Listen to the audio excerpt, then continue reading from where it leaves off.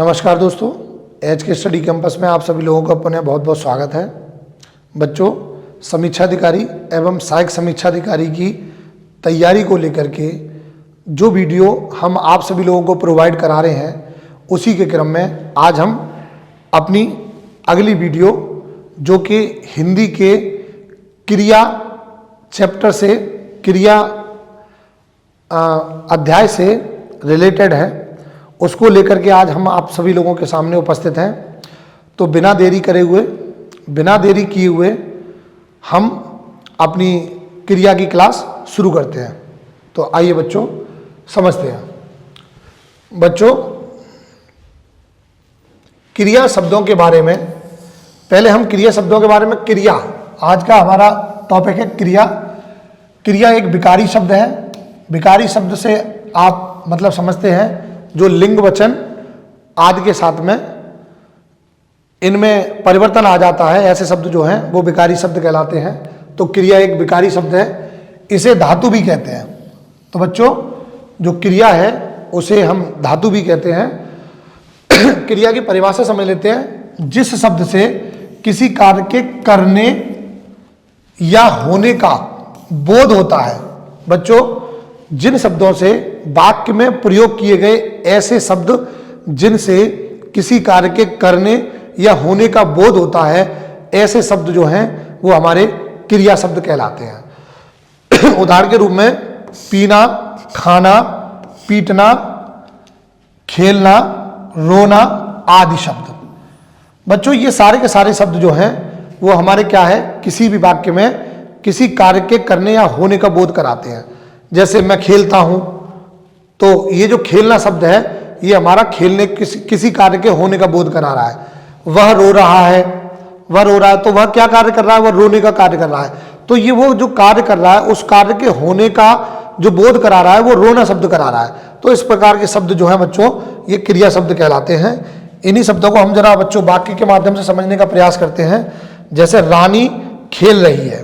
बच्चों, रानी खेल रही है, यहाँ पर रानी कुछ कार्य कर रही है। और रानी क्या कार्य कर रही है, रानी खेलने का कार्य कर रही है।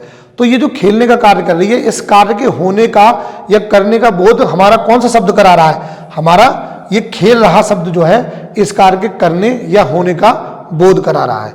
अगला बच्चों समझते हैं, राहुल लिख रहा है। तो राहुल बच्चों क्या कार्य कर रहा है, राहुल जो है वो कुछ लिखने का कार्य कर रहा है। और राहुल के इस कार्य को करने का जो बोध करा रहा है वो ये लिख रहा शब्द जो है, यही शब्द जो है उसके कार्य करने का बोध करा रहा है। तो बच्चों यहां तक बात समझ रहे होंगे आप। आगे की बात हम बच्चों समझते हैं। बच्चों, ये जो दोनों वाक्य अभी हमने आप सब लोगों के सामने लिखे थे, उन्हीं वाक्यों की ये व्याख्या है उपरोक्त वाक्य में। उपरोक्त वाक्य जो कि अभी हम पढ़ रहे थे, दोनों वाक्यों को उपरोक्त वाक्य में खेल रहा, लिख रहा, ये क्या है बच्चों, ये क्रिया शब्द है। ये हमारे क्या है, क्रिया शब्द है। अगली बात बच्चों समझते हैं, धातु। अगली बात क्या है बच्चों, धातु।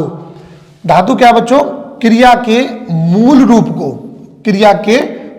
रूप को हम बच्चों धातु कहते हैं। कहने का मतलब ये जो क्रिया शब्दों का निर्माण जिन मूल शब्दों से होता है, उन्हीं मूल शब्दों को हम धातु कहते हैं, उन्हें धातु कहते हैं। अर्थात जिस मूल शब्द से क्रिया बनती है उसे ही हम बच्चों क्या कहते हैं, उसे ही हम धातु कहते हैं। सामान्यतः क्रिया के अंत में ना लगा रहता है। बच्चों, जब हम धातु के साथ में ना लगा देते हैं तो वो हमारी क्रिया शब्द बन जाता है। जैसे कहना, बच्चों इसके पीछे ना लगा है। सुनना, इसके पीछे भी ना लगा है। पीना, इसके पीछे भी ना लगा है। खाना, इसके पीछे भी ना लगा है। रहना, खेलना आदि शब्द, इन सभी शब्दों के पीछे ना शब्द लगा है। इन ना शब्दों को अगर हम हटा देते हैं तो बच्चों ये जो मूल शब्द बचेगा वही शब्द जो है हमारा धातु शब्द होता है। ना को निकालने के बाद जो शब्द बचता है उसे ही बच्चों हम क्या कहते हैं, उसे ही हम धातु कहते हैं। यानी अगर हम ना को इसमें से निकाल लें, जैसे खाना में से अगर ये ना को हम हटा देते हैं तो हमारे पास ये जो खा शब्द बचेगा, यही बच्चों क्या है, यही हमारा धातु शब्द है। सुनना में हम ये सुन शब्द को अगर हम रखें, ये ना को हटा दें, तो यही बच्चों हमारा क्या है, यही हमारा धातु शब्द है। आगे चलते हैं बच्चों। उदाहरण के तौर पर बच्चों ये देखो, लिख, ये लिख जो बच्चों है ये क्या है, ये बच्चों ये धातु है, ये मूल शब्द है, ये मूल शब्द है। मूल शब्द को ही हम बच्चों क्या कहते हैं, मूल शब्द को ही हम धातु कहते हैं। तो ये हमारा मूल शब्द है, यानी ये धातु है। धातु के साथ जब हमारा ना लग जाता है तब बच्चों ये बन जाता क्रिया शब्द। इसको बोलते हैं लिखना। लिखना बच्चों यहाँ पे मूल शब्द है पढ़। पढ़ मूल शब्द है, मतलब धातु है, और जब इसके साथ में ना लग जाता है तो ये बन जाता है पढ़ना। पढ़ना। तो बच्चों ये क्या शब्द हो गया, ये धातु शब्द है। धातु शब्द में ना लग गया तो हमारा ये बच्चों क्या बन गया, हमारा क्रिया शब्द बन गया। इसी प्रकार से सुन, और सुन के साथ में ना लग जाता है तो सुनना, ये हमारा क्या हो जाएगा बच्चों, क्रिया शब्द हो जाएगा। जग, जग के साथ जब ना लग जाएगा तो क्या हो जाएगा, जगना, ये हमारा क्रिया शब्द हो जाएगा। इसमें लिख, पढ़, सुन, जग आदि शब्द धातु शब्द हैं। जैसा कि बच्चों मैं अभी आपको बता रहा था कि ना के लगने से पहले के जितने भी शब्द होते हैं वो जो मूल शब्द होते हैं वही हमारे बच्चों क्या होते हैं, धातु होते हैं। क्रिया, अब बच्चों क्रिया, क्रिया जो है, क्रिया शब्द जो है किस किस प्रकार से बन जाते हैं, तो उसके विषय में बच्चों ये थोड़ी सी जानकारी है। क्रिया शब्द, क्रिया शब्द तीन प्रकार से बनते हैं बच्चों, तीन प्रकार से बनते हैं। पहला है धातु से क्रिया, जैसा कि जो अभी हम आपको दिखा रहे थे। सॉरी बच्चों, थोड़ा सा गले में दिक्कत है। धातु से क्रिया बनना, ये धातु शब्द था, धातु में ना लगा दिया तो ये क्रिया बन गया। जैसे सुन, सुन से सुनना। जैसे खा से खाना। जैसे खेल से खेलना, ये हमारा धातु शब्द है, ना लग गया इसमें तो खेलना, ये हमारा क्या बन गया, क्रिया शब्द हो गया। तो क्रिया शब्द बनाने के हमारे तीन तरीके हैं। पहला तरीका जो है वो धातु से क्रिया बनाना। धातु से क्रिया बनाना हमने बता दिया बच्चों, धातु के साथ में जब ना लगा देंगे तो वो हमारा क्या बन जाएगा बच्चों, वो हमारा बन जाएगा क्रिया शब्द बन जाएगा। आगे समझते हैं बच्चों। दूसरा तरीका है बच्चों, क्रिया शब्द बनाने का तरीका है संज्ञा से क्रिया बनाना। बच्चों संज्ञा से, संज्ञा शब्द से क्रिया बनाना। हम संज्ञा शब्द से, जैसे हाथ, हाथ बच्चों क्या है, हमने आपको संज्ञा के वीडियो में हमने बताया था कि वस्तु, व्यक्ति, स्थान, भाव, गुण, हम दूसरी भाषा में कहें तो ऐसी सारी वस्तुएं जिनको हम देख सकते हैं, जिनको हम छू सकते हैं, जिनको हम महसूस करते हैं, जिनको हम एहसास कर सकते हैं, वो सारी शब्द, सारी वस्तुएं क्या होती हैं, वो सारी वस्तुएं क्या होती हैं बच्चों, संज्ञा होती है। तो यहाँ पर ये हाथ क्या है बच्चों, हाथ क्या है, संज्ञा। और हाथ से इसमें आपने इसमें प्रत्यय लगा दिया, प्रत्यय लगा दिया आना, तो बच्चों ये क्या हो गया, हथियाना। ये हमारी क्या हो गई बच्चों, ये हमारी क्रिया हो गई। ये हमारा क्या है बच्चों, ये हमारा संज्ञा शब्द है। तो संज्ञा शब्द से हमारी क्रिया शब्द का निर्माण हुआ, हथियाना। जैसे हम हथियाना शब्द का प्रयोग जैसे हम करते हैं कि उसने उसकी जमीन हत्या ली, तो ये हत्या, इस वाक्य में क्या कार्य हुआ, इस वाक्य में कार्य हुआ जमीन को हत्याने का, किसी के धन को हत्याने का। जैसे कि किसी ने किसी का धन हत्या लिया, तो इस वाक्य में धन को हत्याने का कार्य हो रहा है। तो यही शब्द जो है हमारा क्रिया शब्द है। तो ये शब्द किससे बना बच्चों, ये हाथ से बना हत्याना, लात से बना लत्याना। जैसे मोहन ने सोहन को लत्या दिया। बच्चों इस वाक्य में क्या कार्य हुआ, इस वाक्य में कार्य हुआ लत्याने का कार्य हुआ, यानी उसको लातों से पीट दिया, ये कार्य इस वाक्य में हुआ। तो ये जो लत्याने का काम है, यही जो है हमारा बच्चों क्या है, यही हमारा क्रिया शब्द है। और इस क्रिया शब्द का निर्माण कहां से हुआ बच्चों, संज्ञा शब्द से। संज्ञा शब्द क्या है, लात। बात, बात से बत्याना, वो बत्या रहे हैं, वो क्या कर रहे हैं, बत्या रहे हैं, यानी वो बत्याने का काम कर रहे हैं, बातें करने का काम कर रहे हैं, तो बत्या रहे हैं। ये भी हमारा बच्चों क्या हुआ, ये भी हमारा क्रिया शब्द हुआ। तीसरा तरीका है बच्चों, तीसरा तरीका है विशेषण से भी हमारा क्रिया शब्द बन जाता है। बच्चों विशेषण से भी क्रिया शब्द बन जाता है। जैसे ठंड से ठंडाना, ठंड से क्या शब्द बना, ठंडाना। वह ठंडा रहा है, वह ठंडा रहा है। तो इस वाक्य में क्या कार्य हो रहा है बच्चों, ठंडाने का काम हो रहा है। तो ठंडाना क्या है, एक क्रिया है। और ठंडानक क्रिया किससे बनी? ठंडानक क्रिया बनी हमारे ठंडा शब्द से। बच्चों ये गलत लिख दिया, ये ठंडा शब्द है, ये ठंडा शब्द है। ठंडा से हमारा क्या बना बच्चों? ठंडाना। ठंडा एक विशेषण शब्द है। विशेषण की हमारी क्लास आप देख लीजिए जिन बच्चों ने नहीं देखी है। ऐसे शब्द जो किसी संज्ञा या सर्वनाम की विशेषता बताते हैं वो सारे शब्द क्या होते हैं? वो सारे शब्द क्या होते हैं? विशेषण कहलाते हैं। तो यहाँ पर ये ठंडा शब्द है। ठंडा क्या बताता है? किसी ना किसी चीज की विशेषता बताता है। ठंडा पानी, ठंडा दूध, ठंडी चाय। तो ये चाय, दूध, पानी, इसकी विशेषता क्या है?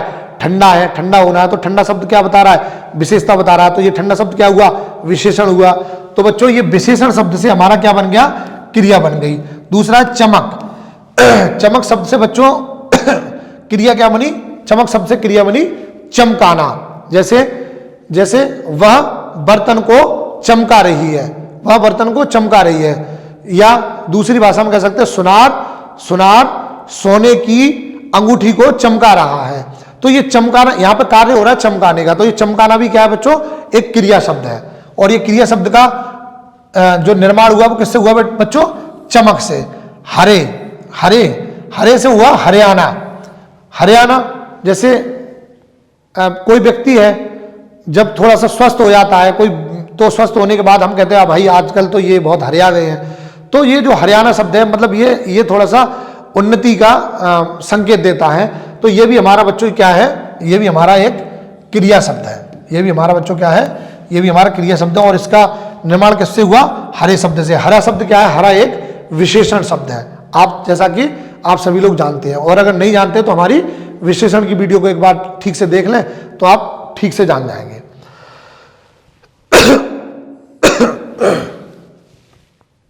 बच्चों क्रिया का विभाजन अगला है बच्चों, क्रिया का विभाजन। क्रिया का विभाजन बच्चों दो आधार पे किया गया है। वैसे तो क्रियाओं को और भी कई तरीके से पढ़ते हैं, लेकिन मूलतः क्रियाओं का विभाजन जो है वो दो तरीके से किया गया है। उन दोनों तरीकों को बच्चों हम समझ लेते हैं। पहला क्रिया का विभाजन जो है, पहला तरीका है बच्चों रचना के आधार पर। पहला तरीका क्या है? पहला तरीका है क्रिया के विभाजन का, पहला तरीका है क्रिया विभाजन का रचना के आधार पर। बच्चों पहला जो तरीका है क्रिया के विभाजन का रचना के आधार पर, और दूसरा जो तरीका है बच्चों, जो दूसरा तरीका है वो है प्रयोग के आधार पर। दूसरा तरीका बच्चों है प्रयोग के आधार पर। दूसरा तरीका बच्चों है प्रयोग के आधार पर। तो सबसे पहले हम रचना के आधार पर हम ये जान लेते हैं कि क्रिया कितने प्रकार की होती है। हम रचना के आधार पर सबसे पहले जानने का प्रयास करते हैं। तो बच्चों रचना के आधार पर क्रिया दो प्रकार की होती है। पहली होती है अकर्मक क्रिया और दूसरी होती है सकर्मक क्रिया। बच्चों ये जो अकर्मक क्रिया और सकर्मक क्रिया, ये क्रिया के जो भेद हैं ये किसके आधार पे हैं बच्चों? ये है बच्चों रचना के आधार पे। तो जरा समझ लेते हैं हम क्या अकर्मक क्रिया होती है और क्या सकर्मक क्रिया होती है। बच्चों अकर्मक क्रिया इस प्रकार की क्रियाओं को कर्म की आवश्यकता नहीं पड़ती है। अतः कर्म की आवश्यकता नहीं पड़ती है। अतः इस क्रिया का फल कर्म पर न पड़ के कर्ता पर पड़ता है। बच्चों बात समझ पाए होंगे। ऐसी क्रिया जिनके लिए कर्म की आवश्यकता नहीं होती है। जैसे मैं लिखता हूं बच्चों, मैं लिखता हूं तो मैं कुछ ना कुछ तो लिखूंगा ना। पत्र लिखूंगा, डायरी लिखूंगा, उपन्यास लिखूंगा, कहानी लिखूंगा, कविता लिखूंगा, यानी कुछ ना कुछ लिख रहा हूं। तो लिखने के साथ में हमें कर्म की आवश्यकता है। जैसे कि मैं एक पत्र लिखता हूं तो पत्र लिखने के साथ में पत्र की आवश्यकता होगी, कॉपी की आवश्यकता होगी, किताब की आवश्यकता होगी। तो बच्चों इस प्रकार की जो क्रिया होती है वो हमारी सकर्मक क्रिया होती है। परंतु हम यहां पर पढ़ रहे हैं बच्चों, हम यहां पर पढ़ रहे हैं अकर्मक क्रिया। यहां पर हम पढ़ रहे हैं बच्चों अकर्मक क्रिया। तो अकर्मक क्रिया में क्या होता है? अकर्मक क्रिया में कर्म नहीं होता। जैसे मैं हंसता हूं, अब बच्चों हंसने के साथ में क्या किसी कर्म के होने की आवश्यकता है? बिल्कुल नहीं है। जैसे मैं नहाता हूं, नहाने के साथ में किसी कर्म के होने की आवश्यकता है? नहीं है। लेकिन जैसे मैं कहूंगा मैं खाता हूं, तो खाने के साथ में कर्म के होने की आवश्यकता है। खाने के साथ क्या कर्म होगा कि खाना, मैं अगर कुछ खा रहा हूं, मैं अगर खाता हूं तो कुछ ना कुछ तो खा ही रहा हूंगा। जैसे कि मैं खाना खा सकता हूं, जैसे मैं ब्रेड खा सकता हूं, जैसे कि मैं छोले भटूरे खा सकता हूं, मतलब मैं कुछ भी खाऊंगा। तो खाने की क्रिया के साथ में हमें कर्म की आवश्यकता पड़ेगी। लेकिन जहां पर कर्म की आवश्यकता नहीं पड़ती है, ऐसी क्रियाएं जो हैं वो अकर्मक क्रियाएं कहलाती हैं। उदाहरण के तौर पर वह खेलता है। बच्चों, खेलना शब्द के बाद में हमें किसी भी कर्म की आवश्यकता नहीं है। हमें बच्चों खेलना शब्द के साथ में कर्म की आवश्यकता नहीं है। जैसे राम सोता है, तो बच्चों ये सोना शब्द है, इस सोना शब्द के साथ भी कर्म की कोई आवश्यकता नहीं है। अगला है बच्चों रमेश हंसता है। रमेश हंसता है, इस हंसना शब्द के साथ भी किसी भी कर्म की आवश्यकता नहीं है। तो बच्चों आप अकर्मक क्रिया समझ पाए होंगे। नोट में बच्चों लिखा है सभी स्वाभाविक क्रियाएं। स्वाभाविक क्रियाएं यही है, हंसना, खेलना, रोना, चिल्लाना, सभी स्वाभाविक क्रियाएं अकर्मक क्रियाएं होती हैं। जैसे सोना, रोना, हंसना, चिल्लाना आदि।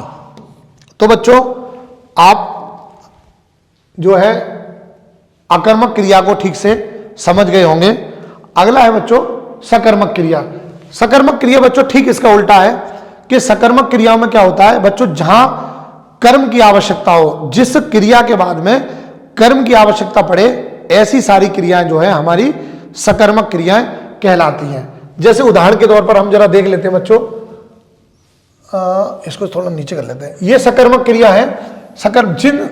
जिस क्रिया का फल कर्म पर पड़े, बच्चों जिस क्रिया का फल जो है वो कर्म पर पड़े, अतः इस क्रिया के साथ कर्म का होना अनिवार्य है। ऐसी क्रियाओं के साथ बच्चों क्या है, कर्म का होना अनिवार्य है। जैसे मोहन सोहन को पीटता है। बच्चों ये क्रिया है, ये क्रिया कैसी है, ये तुम्हारी क्या है, सकर्मक क्रिया है। ये सकर्मक क्रिया है। सकर्मक क्रिया क्यों है, क्योंकि पीटना शब्द के साथ में हमें कर्म की आवश्यकता पड़ेगी ही पड़ेगी। क्यों पड़ेगी कर्म की आवश्यकता, क्योंकि पीटना जो शब्द है वो मतलब हम सिर्फ पीटने से बात पूरी नहीं होगी कि मैं पीटता हूं, क्योंकि पीटने के साथ में कोई ना कोई तो तुम्हारा जो है कर्म रहा होगा जिसको पीटते हैं। तो ये बच्चों क्या है, ये सकर्मक क्रिया है। जैसे राम पत्र लिखता है, तो बच्चों राम क्या लिख रहा है, राम क्या लिखने का काम कर रहा है, ये पत्र लिखने का काम कर रहा है बच्चों। तो ये भी क्या है हमारी सकर्मक क्रिया, क्योंकि लिखना के साथ में हमें एक कर्म की आवश्यकता पड़ेगी। शोभा खाना पकाती है। अब इस पकाती शब्द के साथ में बच्चों हमें किसकी आवश्यकता पड़ेगी, कर्म की आवश्यकता पड़ेगी ही पड़ेगी। तो ये सारे हमारी क्या है बच्चों, सकर्मक क्रिया। सकर्मक क्रिया भी दो प्रकार की होती है।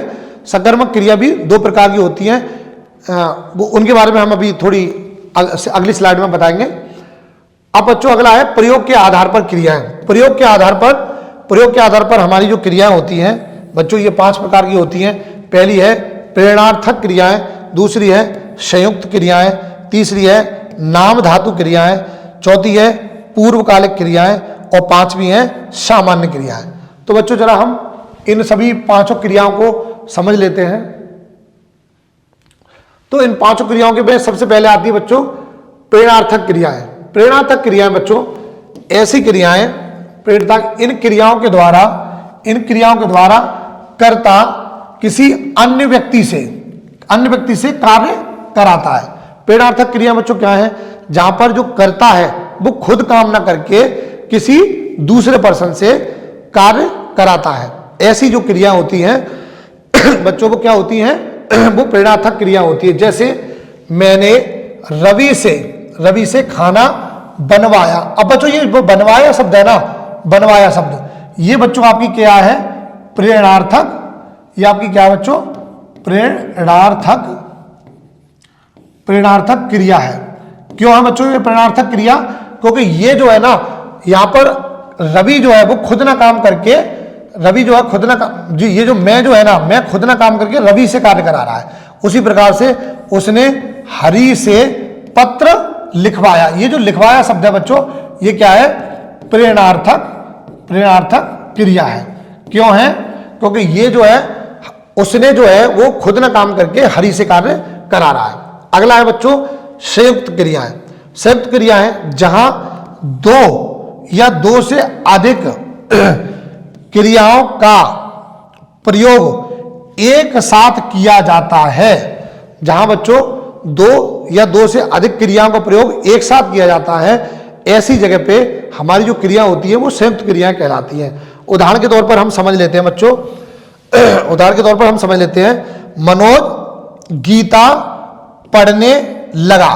बच्चों यहां पर दो शब्द हैं, एक पढ़ने और एक लगा। ये दोनों ही शब्द बच्चों क्या हैं? ये दोनों ही क्रिया शब्द हैं। और जब दो क्रिया शब्द एक साथ आते हैं तो हम उनको बोलते हैं संयुक्त संयुक्त क्रियाएं बोलते हैं। जैसे सोहन बाजार जाने लगा, यहां पर बच्चों दो क्रिया शब्द हैं, एक जाने और दूसरा लगा।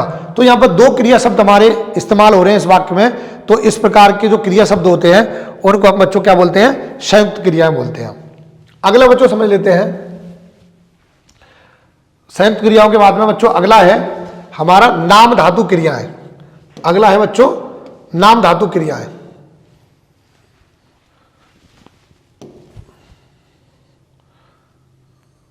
अगला है बच्चों नाम धातु क्रियाएं।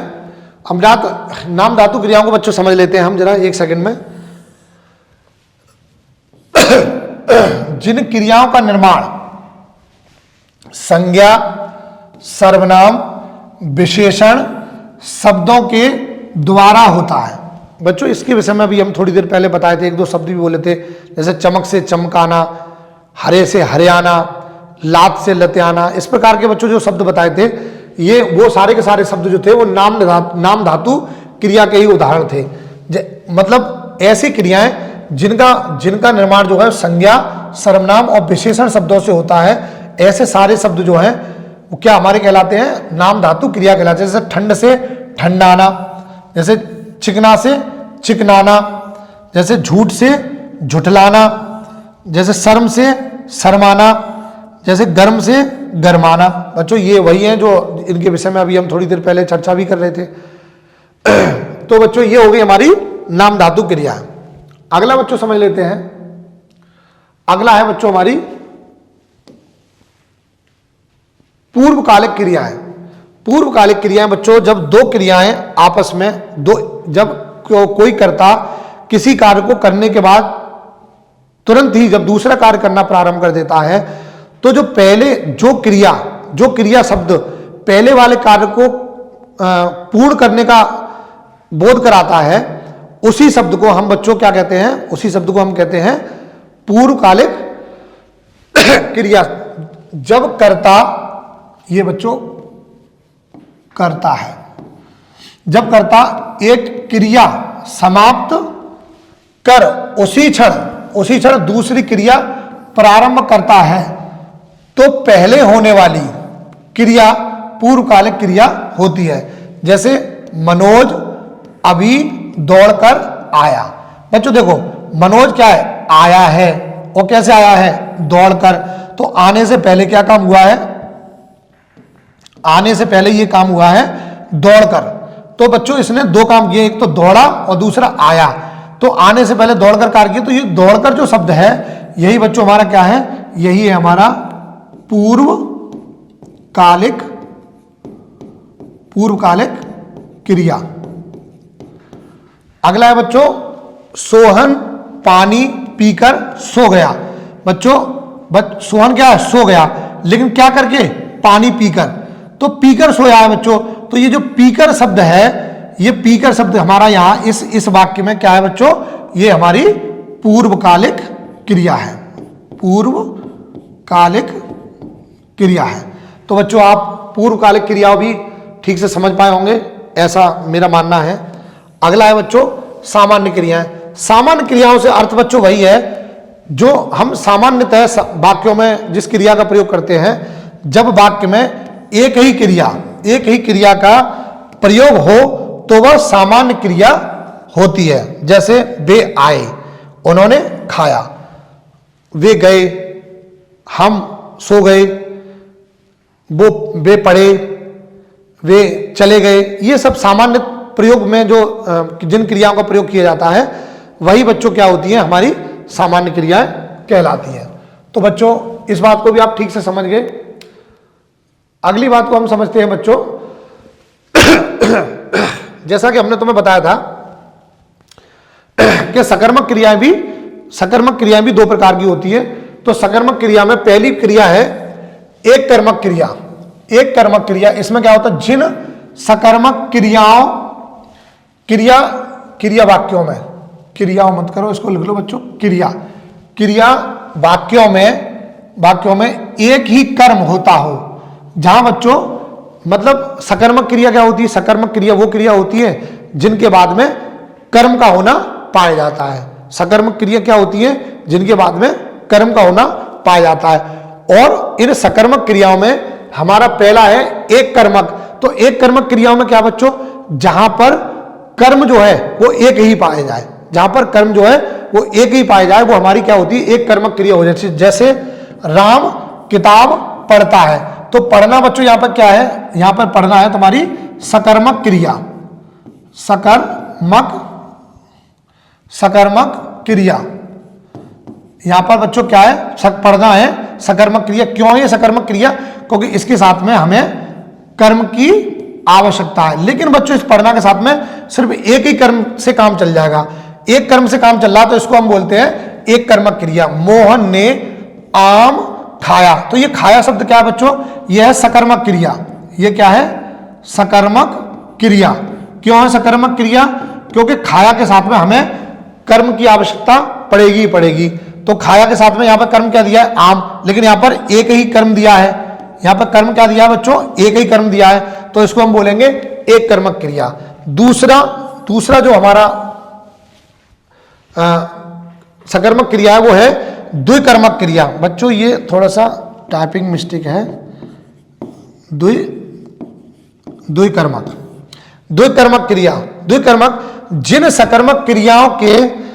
जिन सकर्मक क्रियाओं वाले वाक्यों में दो कर्म, बच्चों यहां पर क्या है, यहां पर एक कर्म की आवश्यकता पड़ रही है, और द्विकर्मक वाले वाक्यों में, द्विकर्मक क्रिया वाले वाक्यों में दो कर्म होते हैं, बस इतना सा अंतर है। जैसे यहां पर राम किताब पढ़ता है, तो यहां पर किताब जो है सिर्फ एक कर्म है। यहां पर मोहन खाता, यहां पर है मोहन ने आम खाया, यहां पर आम जो है वो सिर्फ एक कर्म है। लेकिन द्विकर्मक वाक्यों में क्या होगा, द्विकर्मक क्रिया वाले वाक्यों में क्या होगा बच्चों, वहां पे दो कर्म होंगे। जैसे उदाहरण समझ लेते हैं जैसे उदाहरण है बच्चों, उदाहरण है सोहन ने, ये बच्चों क्या हो गया, ये कर्म हो गया। सोहन ने विनोद को कलम दी। बच्चों ये दी क्या है, ये दी है सकर्मक क्रिया।